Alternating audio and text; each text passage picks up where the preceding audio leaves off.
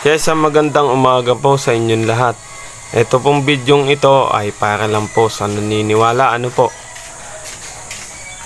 Nung isang araw, tayo ay pumunta sa mga katutubong mangyan para mag-abot ng konting tulong.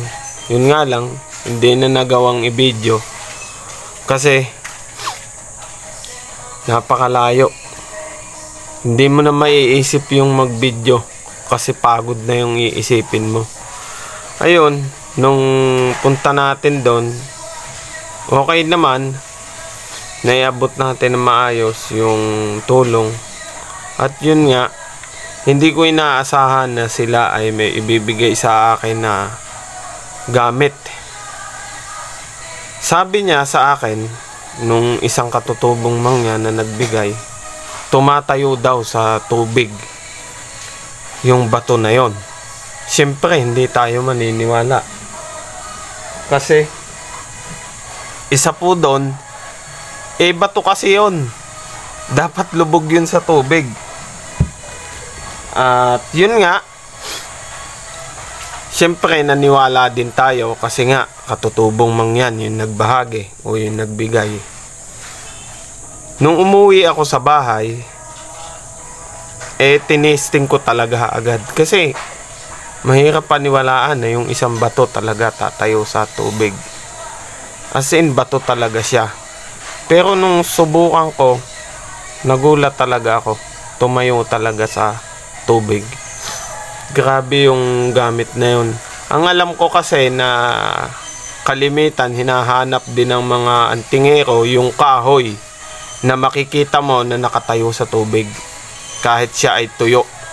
Yung kahit siya ay itapon mo, hindi siya lulutang ng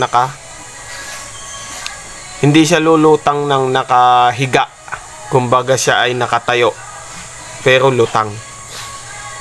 Ayun, sinubukan ko nung uwi ko, talagang nagulat din ako at nakatayo talaga. Grabe yung anong yun. Nandito yun problema. Meron naman po tayong video nun. Panoodin nyo na lang. Bali, ilalagay ko po dito o idudugsong ko na lang. Ay, salamat nga po pala sa suporta nyo sa mga vlog ko. At yun nga po, merong pa tayong mga pinamamahagi na mga mutya. Pwede po kayong mag-direct PM sa akin, Agimat na Mangyan. PM lang po kayo doon at hindi man po masagot agad kasi nga hindi naman tayo maghapon na nagse-cellphone lang. May iba din tayong mga ginagawa. PM lang po kayo doon sa aking FB account, Agimat na Mangyan. Ayan, sige po, panoodin na po natin yung video. Bato ho yan. Bato siya. Pero tumatayo sa tubig. Bato talaga ho yan. Yun nga lang, tumatayo sa tubig. Ayan, kitang kita nyo ho. Bato ho talaga yan. Yan ho'y walang daya. Walang kadaya-daya yan. Itong bidyong ito ay sa naniniwala lang ho. Hindi naman ho natin sinasabi na kayo ay maniwala.